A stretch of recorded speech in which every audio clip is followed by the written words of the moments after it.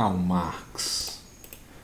Eu não sei quem aqui já estudou Karl Marx, mas Karl Marx, ele não é uma pessoa desconhecida, né? Não é uma pessoa desconhecida. Ele tá aí na boca das pessoas, né? Ele tá aí, às vezes, enfim, nos memes, nos posts de Facebook, né? Karl Marx, ele é uma figura icônica. Ele mudou, né, muito a forma de pensar também. O cara, ele tem tanto peso que até os inimigos dele não conseguem ter o nome dele da boca, né?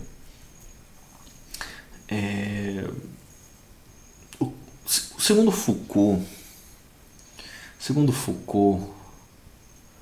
num texto chamado Nietzsche, Freud e Marx, segundo Foucault, nesse texto, o Freud, ele faz parte desse tripé transgressor, né? Faz parte desse tripé transgressor.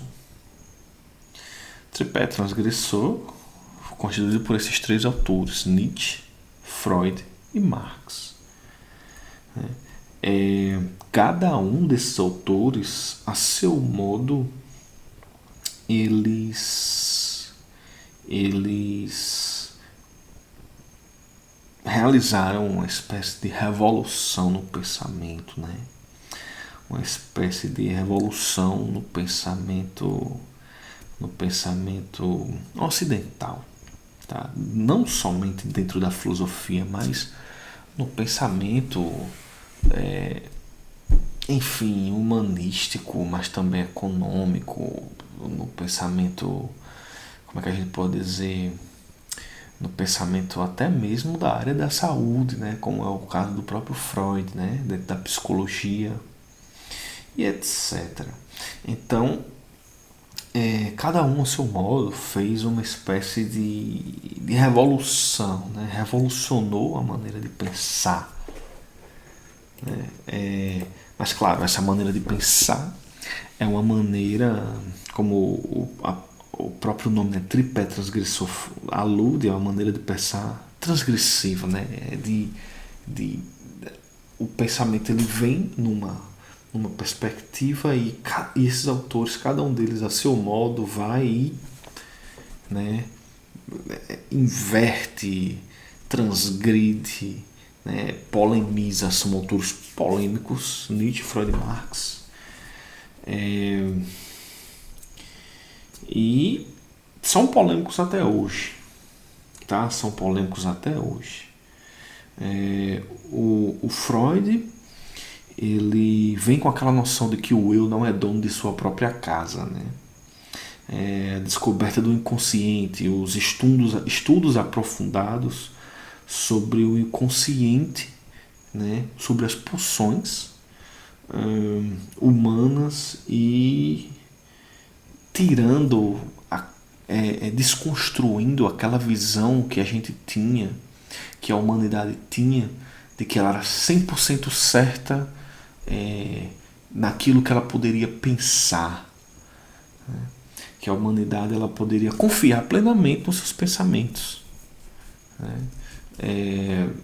O Freud, ele vem exatamente desbancar esse tipo de noção, porque ele traz a categoria do inconsciente, né?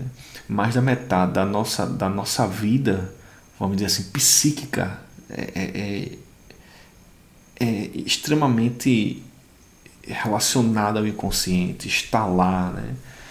Muitos dos nossos atos são inconscientes, muitas coisas que fazemos são inconscientes, né? Muitos dos nossos traumas que nos causam angústia, nos causam certas visões de mundo, bloqueios, estão no inconsciente, tem relação com o inconsciente, né? O inconsciente faz parte da estrutura psíquica do sujeito e que nós não sabemos absolutamente quase nada sobre isso, né? a não ser que seja com a ajuda de um analista, ou então lendo Freud, tentando fazer uma autoanálise, mas enfim. É aquela história, né? O eu não é dono de sua própria casa. Apesar de pensar que é dono de sua própria casa, mas ele não é. Né? Ele não é dono de sua própria casa. Há uma instância inconsciente que determina a nossa vida. E nós não sabemos basicamente nada sobre isso. Né? O Nietzsche, ele foi um grande crítico, né, da metafísica, da filosofia, da religião, da ciência e basicamente, né, de tudo. Não teve nada que o Nietzsche ele não tenha criticado na realidade. E uma das noções fundamentais do Nietzsche, né, como o pensamento transgressor, tem várias coisas, né? Tem várias coisas dentro do pensamento do Nietzsche que são transgressoras, mas talvez uma bastante icônica é a sua crítica ao idealismo filosófico que, junto com um certo idealismo religioso cristão, acaba incidindo dentro da vida das pessoas, né?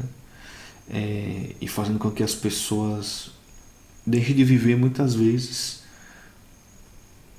uma vida do corpo, né? Uma vida dos sentimentos, uma vida da imaginação, da fantasia, etc., em nome de dogmas filosóficos ou religiosos.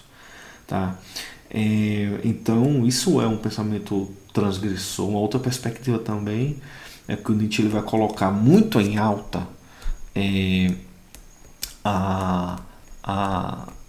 muito em alta o papel da imaginação e da fantasia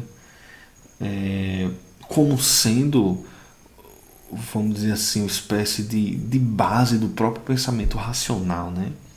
Quer dizer, o pensamento racional, segundo Nietzsche, ele começa, né, como uma espécie de movimento poético do pensamento.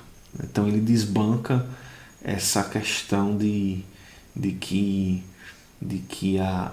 o pensamento racional ele é plenamente, vamos dizer assim, neutro, ou que o pensamento racional ele é muito seguro de si mesmo e que talvez diga algo sobre o mundo, né? O Nietzsche ele vai dizer, olha, na realidade tudo começa por um movimento poético do pensamento, né? Fantasioso muitas vezes.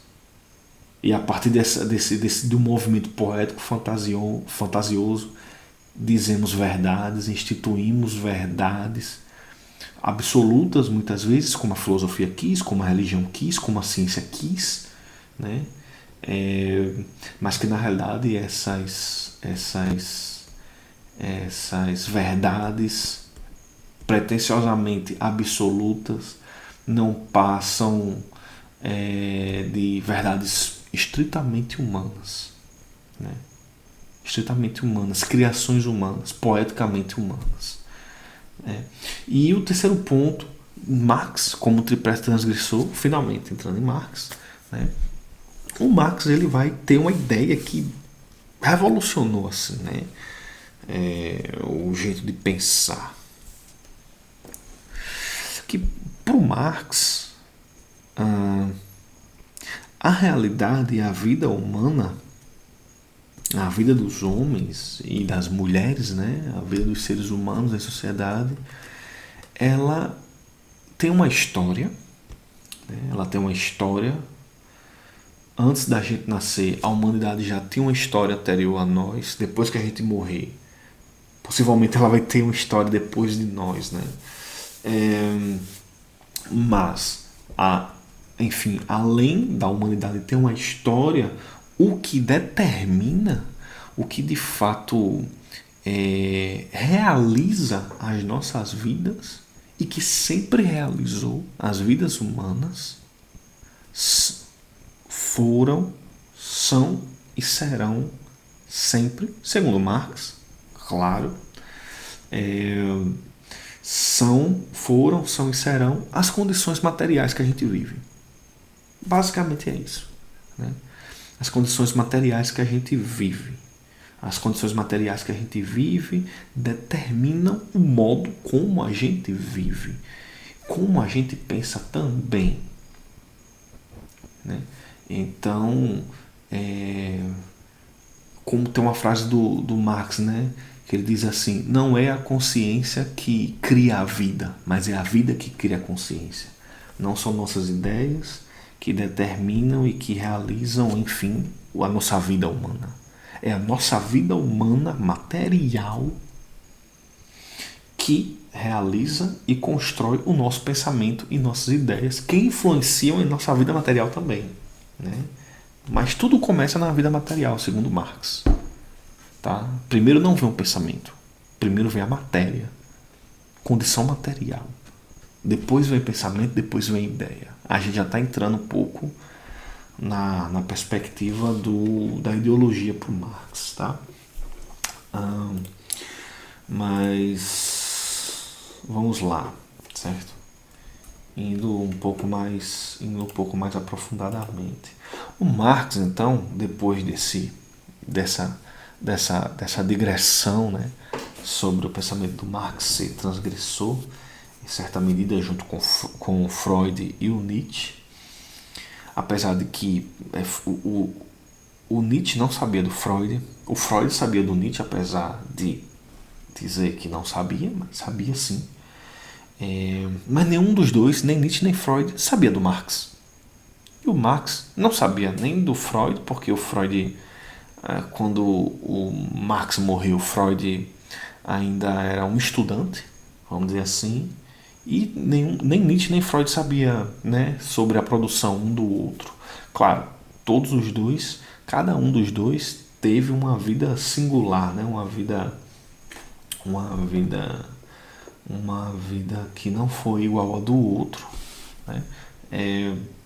O Marx ele nasceu em 1818, basicamente o que é quase 30 anos antes do Nietzsche, né? Por aí a gente já vê uma diferença. E o Marx ele nasceu na Alemanha e morreu ele nasceu na Alemanha em 1818 e morreu em Londres, né, Reino Unido, em 1883. O Marx ele teve uma vida conturbada, mas foi uma vida, apesar de conturbada, de extrema produção intelectual. Na verdade, o Marx foi o grande intelectual, né? Só que era um intelectual voltado para as causas, né, para as pautas dos trabalhadores, operários explorados em sua época, né? Bom, o Marx ele estudou em Berlim, ele fez faculdade de Direito, né? Ele fez o curso de Direito, certo? E no curso de Direito, na época de Marx, né, primeira metade do século XIX, se estudava muito em Berlim um autor que influenciou demais o pensamento de sua época e influencia até hoje, né? A gente ainda discute um cara chamado Hegel. Não sei se alguém aqui já ouviu falar, mas o Hegel ele foi um filósofo do século XVIII. Quando ele morreu, o Marx era um menino ainda, vamos dizer assim, mas o Hegel foi um dos grandes filósofos, né, do final da modernidade e do começo da contemporaneidade. E o Marx, ele na filosofia, no curso de Direito, ele estudou Hegel, né? Todo mundo estudava Hegel. O Hegel, se eu não me engano, foi até mesmo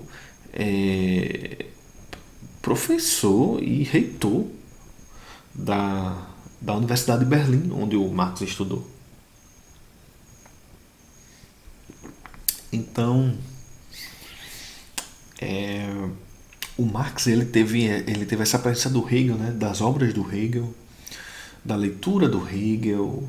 Todo mundo estudava Hegel e existia um ar das pessoas serem discípulos da filosofia do Hegel, né? E o Marx ele fazia parte de um grupo chamado Novos Hegelianos, né? Os neo-hegelianos,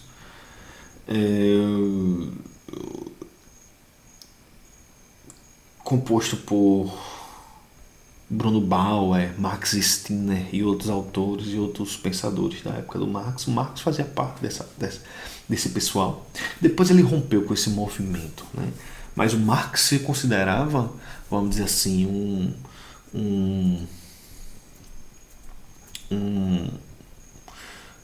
como é que eu posso dizer, uma espécie de, né, de leitor daquele que herdou bem a filosofia do Hegel, né? A filosofia do Hegel é crucial para entender o pensamento de Marx, certo? Só que o Marx, ele de fato se coloca depois como crítico do Hegel, né? No primeiro momento estuda Hegel bem muito, lê bem muito, se considera um herdeiro de Hegel junto com outros pensadores de sua época, mas depois ele critica Hegel assim pesadamente, né?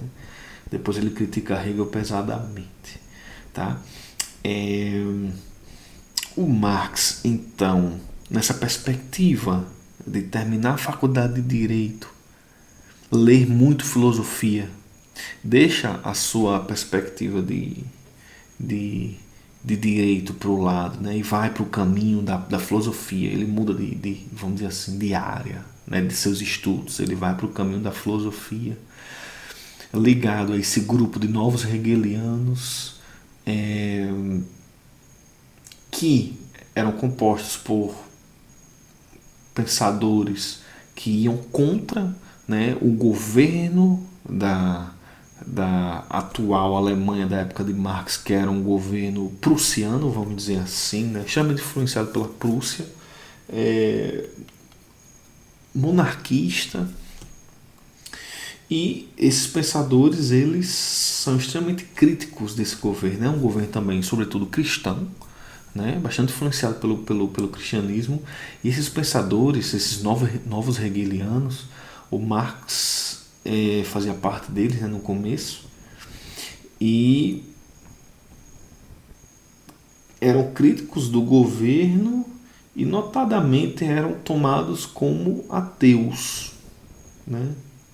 Tomados como ateus, de modo que o Marx, o nome de Marx estando ligado a esses pensadores neo-hegelianos de sua época, né, primeira metade do século XIX, o Marx ele tinha um nome ligado a esses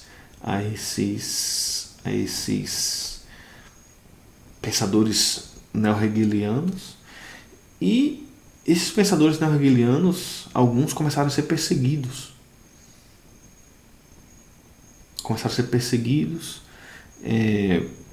Alguns começaram a sair da Alemanha, e o Marx viu que, como o nome dele estava ligado àquilo, ele meio que tinha nome sujo na praça, né? Teve o nome sujo na praça. Então, uma vez que ele já estava relacionado a esses caras, ele começou a escrever, né, contra vamos dizer assim, contra o governo da Alemanha, enfim, toda aquela situação que ele vivia na época, junto com esses outros pensadores, contra, muitas vezes, lendo, né, pensadores como Feuerbach, por exemplo, que criticavam o cristianismo e coisas do tipo, e todos esse pessoal eram tidos como ateus, né? De modo que o Marx ele começou a escrever sobre, enfim, modos revolucionários, né? Mudar o estado de coisas. E ele também foi perseguido e acabou se vendo na situação, né, de sair da Alemanha. E morou em vários lugares. Morou em Paris, também escreveu em jornais, já escrevia, né, em revistas e jornais ativistas da época. Na Alemanha, continuou escrevendo em Paris, foi expulso de Paris, foi para Bruxelas, chegou em Bruxelas, também foi expulso, e começou a passar necessidade.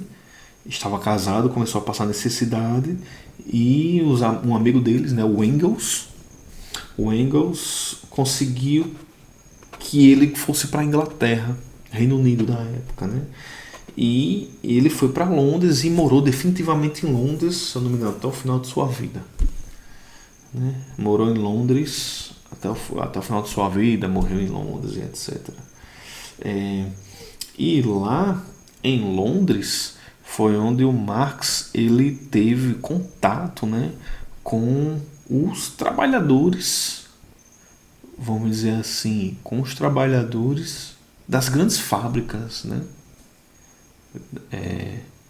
da indústria capitalista da época. Então ele via de perto a situação dos trabalhadores proletariados da época em Londres, né? No contexto de produção capitalista, no contexto de crianças trabalharem, por exemplo, começarem a trabalhar às 5 horas da manhã e terminarem de trabalhar às 10 horas da noite, né? Um sistema de trabalho completamente hostil, exploratório, e inumano de modo geral, né? Inumano de modo geral. Crianças, mulheres, homens, aquele contexto das grandes fábricas, né? Das grandes fábricas. As pessoas trabalhavam nessas grandes fábricas e não tinha essa história de trabalhar 8 horas por dia, 2 horas de almoço, com direito a vale, transporte. Não existia isso. FGTS, né? 13º, não existia. Cadeira assinada, não existia. Então era um tipo de trabalho exploratório mesmo, né, da mão de obra dos trabalhadores, que eles entregavam basicamente a sua vida, o seu sangue, seu suor, por um salário que era muito pouco também, né? E o Marx ele teve contato com isso, né?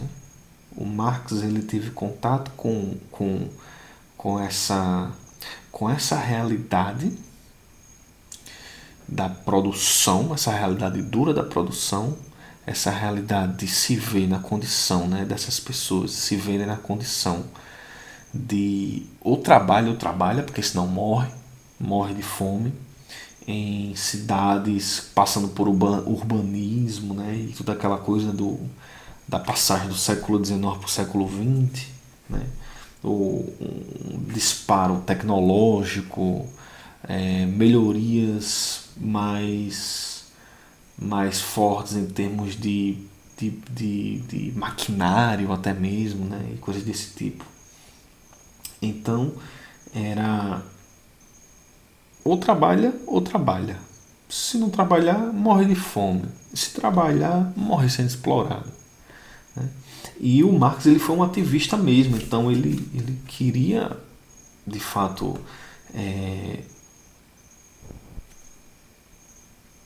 mexer na realidade dessas pessoas. Ele queria mexer na realidade dessas pessoas e ele foi uma espécie, vamos dizer assim, de pessoa engajada, né? Uma espécie, não, ele foi uma pessoa muito engajada, junto com tantos outros, né? Não é à toa que ele saía, né? Foi expulso de vários países por causa de suas ideias. Em plena ascensão do capitalismo, o Marx escrevia coisas que faziam com que os capitalistas, ou seja, aqueles que tinham os meios de produção, né, os donos das fábricas, por exemplo, os donos dos comércios nos quais os proletários e os trabalhadores eram explorados, né, em regimes inumanos de trabalho, o Marx escrevia completamente contra esse cenário de exploração, né? E esse foi o jeito dele de atuar, né, em prol de uma revolução do proletariado, do trabalhador explorado. Esse foi o jeito dele de atuar. Ele era o intelectual disso aí. Era um pensamento voltado para a prática, certo? Era um pensamento voltado para a prática. Então, a princípio, essas são algumas noções preliminares do pensamento do Marx, e que a gente passando por isso aí, né, a gente tem um pouco a ideia do panorama que o Marx o panorama que o Marx viveu, né?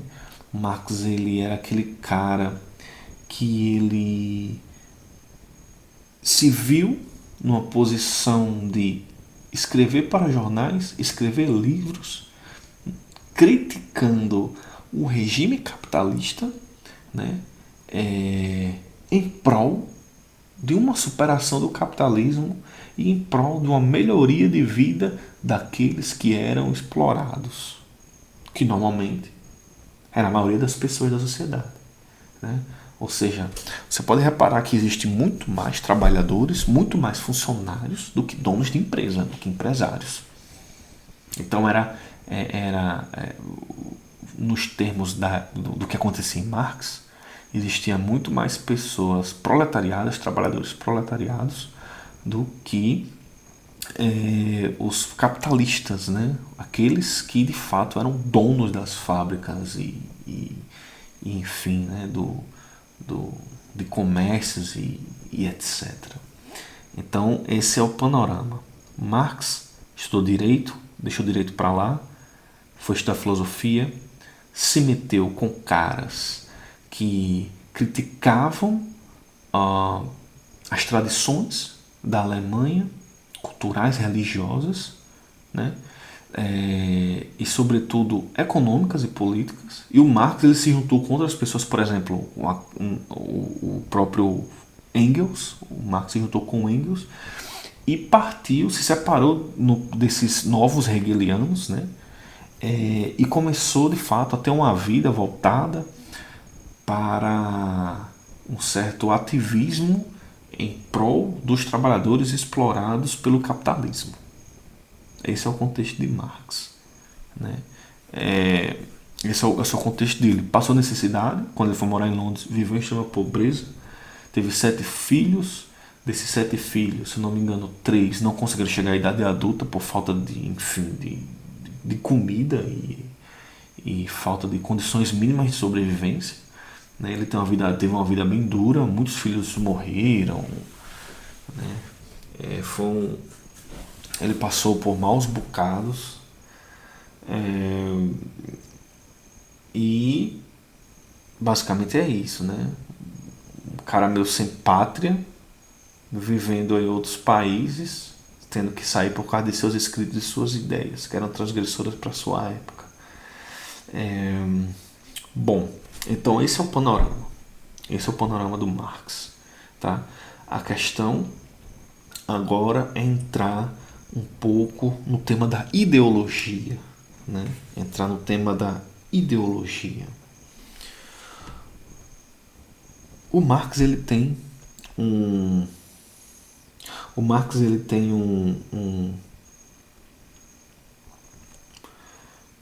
livro, que é esse livro aqui.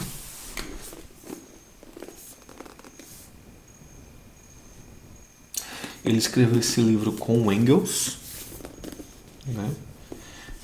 Esse livro se chama A Ideologia Alemã.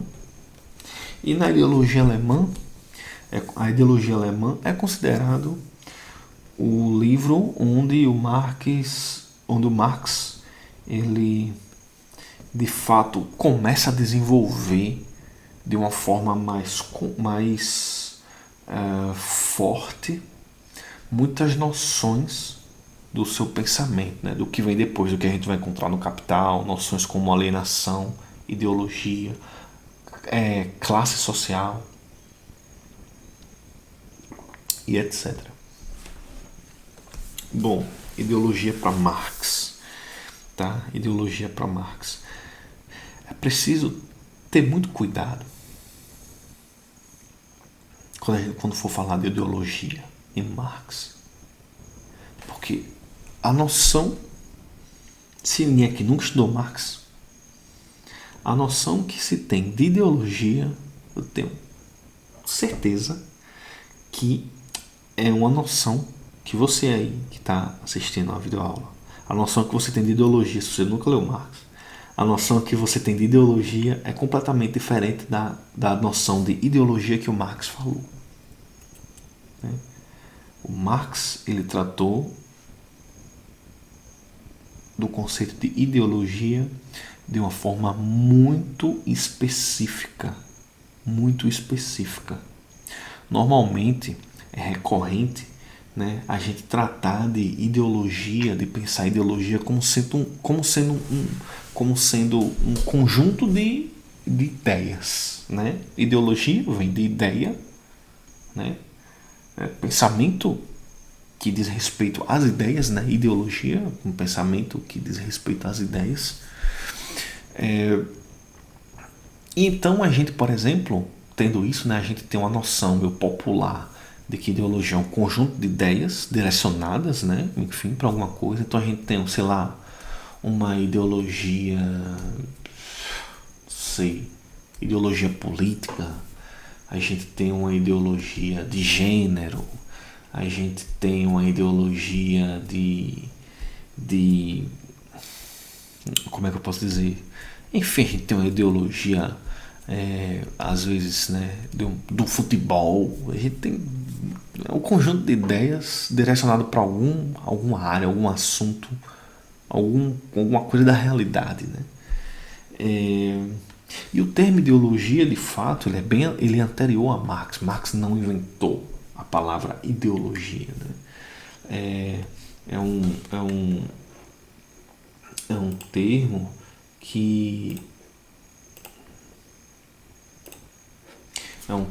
que de fato já vinha antes do Marx, num tal de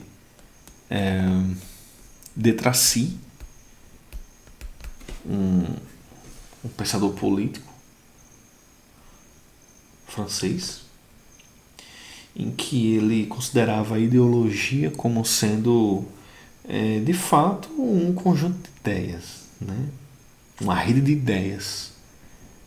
E o Napoleão Bonaparte criticava muito essa noção de ideologia na França, desse de Tracy, porque ideologia acabou tendo uma acepção de coisa abstrata, né? É pura ideologia, é algo abstrato, é uma ideia, não é nada prático, né? Não é nada, vamos dizer assim, do mundo da ação, diz respeito ao universo das ideias, né? Então, a ideologia, antes de Marx, já tem uma concepção meio que negativa por parte da sua repercussão na França. E o Marx ele também vai tratar a ideologia de uma forma completamente negativa.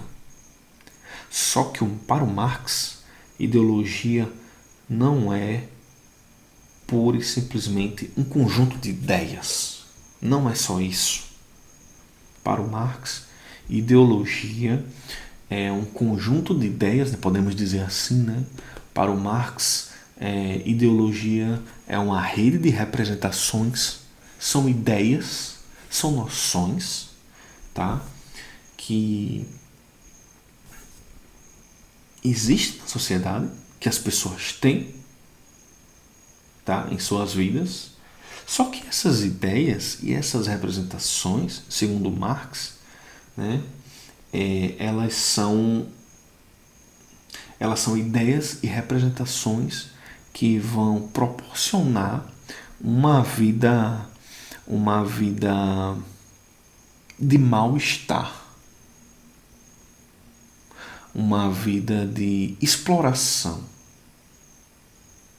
Claro que o Marx está pensando nos trabalhadores especificamente, né? Mas ideologia para o Marx é isso. São representações que a gente tem no nosso pensamento, visões de mundo, ideias, noções sobre a realidade que vão manter e proporcionar uma situação de mal-estar para o ser humano, né? Uma situação de exploração para o ser humano, tá? Uma situação de desumanização para o ser humano. Isso é ideologia para Marx. A princípio é isso, né? A princípio isso é ideologia para Marx, tá? Ideologia para Marx tem tem essa característica. São representações, ideias que proporcionam exploração das pessoas, que fazem com que as pessoas não vivam uma vida humana, mas vivam uma vida desumana. O que nos leva a pensar, claro, que ok, ideologia para Marx diz respeito a ideias que proporcionam exploração, ok, mal-estar, ok.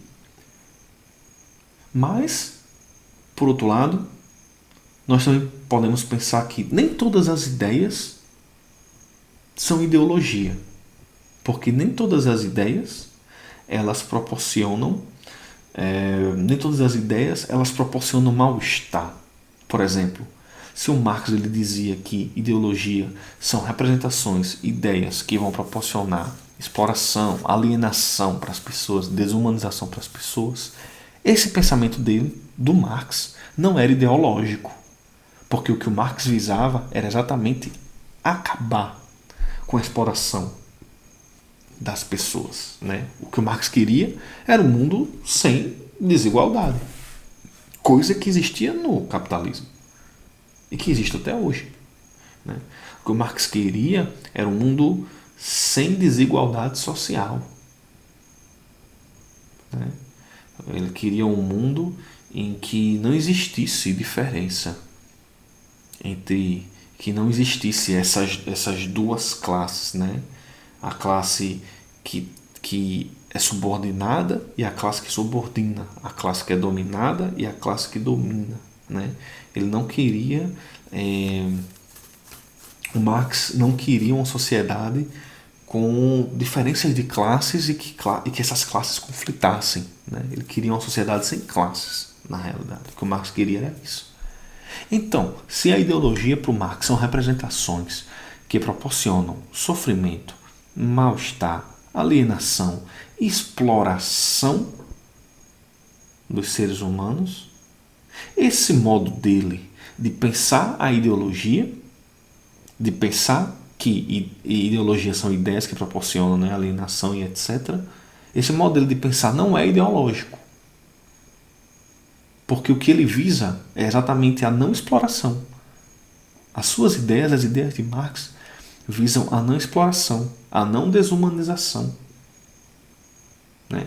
Ou seja, o que o Marx queria era superar a ideologia. Queria superar um estado de coisas que mantesse a humanidade numa condição desumana. Isso é a perspectiva, né? A questão é que a noção de ideologia, essa noção de ideologia em Marx, ela tem muito desenvolvimentos, né? Essa noção de ideologia, ela vai ter muitas, como é que eu posso dizer? Ela vai ter muitas repercussões, tem muitas outras noções que giram em torno, que a gente vai trabalhar isso. Mas a princípio eu quero deixar claro, né, que ideologia para Marx é esse conjunto de ideias, né? Eu acho que eu estou repetindo pela 10ª vez, mas isso tem que fixar, né? Ideologia para Marx é exatamente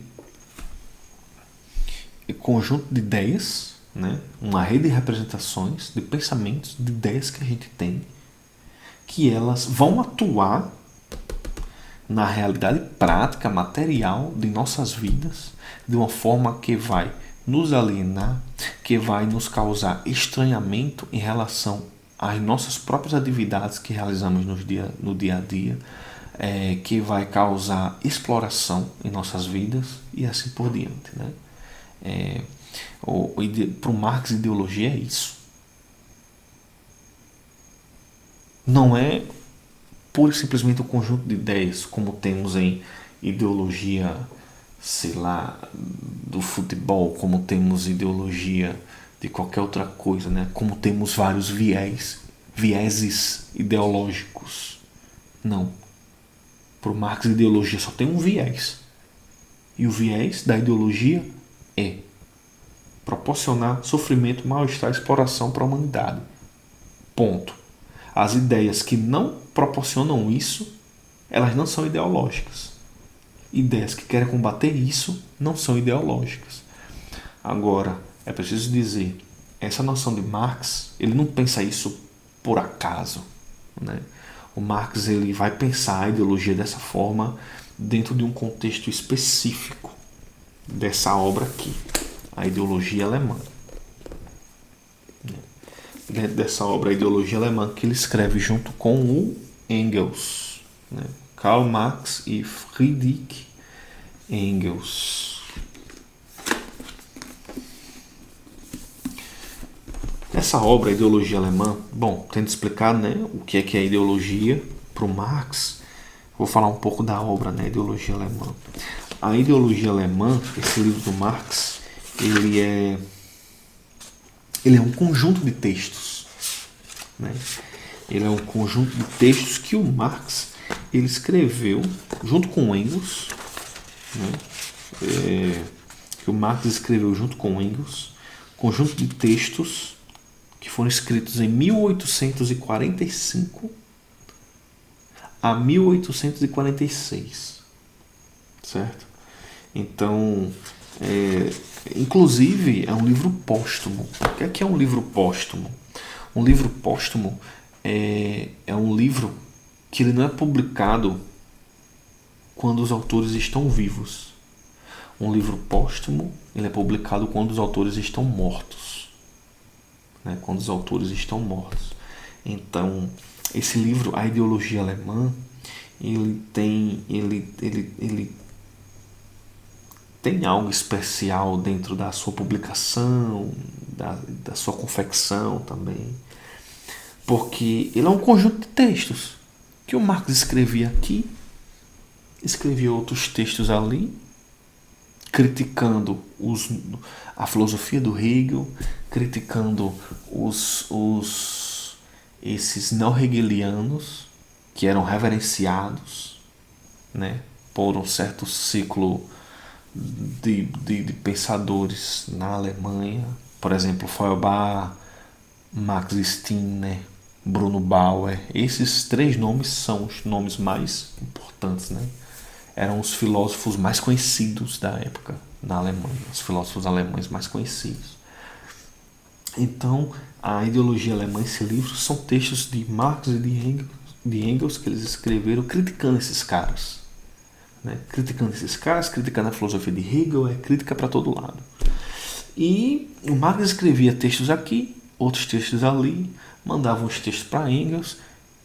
Engels pegava esses textos do Marx, ampliava, continuava escrevendo, depois devolvia a Marx, Marx lia, devolvia para Engels, e foi um livro escrito a quatro mãos, né? Foi um livro escrito a quatro mãos, a ideologia alemã.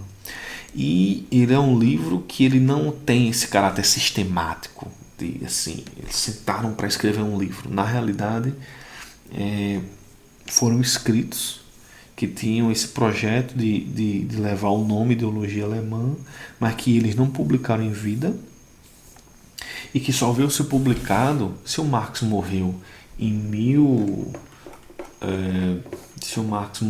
ele morreu em 1883. A ideologia alemã ela foi finalmente publicada em 1933. Então vocês já vejam que já existia, né? União Soviética, o Lenin já estava no poder e coisas desse tipo. Então, assim, muitos marxistas que inclusive fomentaram revoluções e etc e tal, só vieram ter contato com esse livro de Marx em 1933. Então, é uma obra aí póstuma, recheada de escritos, no qual Marx e Engels eles constroem o pensamento deles criticando o pensamento dos outros. criticando o pensamento desses novos hegelianos, aos quais Marx, no primeiro momento da sua vida, esteve ligado, depois saiu, se separou. Então, esse é o caráter, né, da obra A Ideologia Alemã. Por que ela se chama Ideologia Alemã? Né? Como é que ela se insere nessa concepção de ideologia que o Marx ele trata, né? Ou seja, representações, ideias que proporcionam alienação, exploração e etc. da vida humana. O que é que isso tem a ver, essa noção de ideologia, com esse tema, ideologia alemã? Né? O que é que tem a Alemanha a ver com isso? A Alemanha tem uma ideologia? Se eu falei que ideologia para Marx são ideias que proporcionam exploração e desumanização, então a Alemanha proporcionava desumanização também. Percebem? Tudo isso aí a gente vai falar, né, na próxima aula, no próximo vídeo. Estou liberando sexta-feira, dia 19 para vocês. Okay? Então, por aqui a gente encerra com essa introdução ao pensamento de Marx e há uma primeira conceituação do que é ideologia, ok? Mas eu estou colocando no cigarro o texto para vocês, um artigo que já esse artigo vai ser basicamente o texto principal que a gente vai trabalhar, né? É nele que eu estou me apoiando, nele e em algumas páginas da ideologia alemã que eu também vou colocar no cigarro, para tratar a noção de ideologia em Marx, ok? Então a gente fica por aqui e nos vemos na sexta-feira, dia 19 de junho. Ok? Até lá.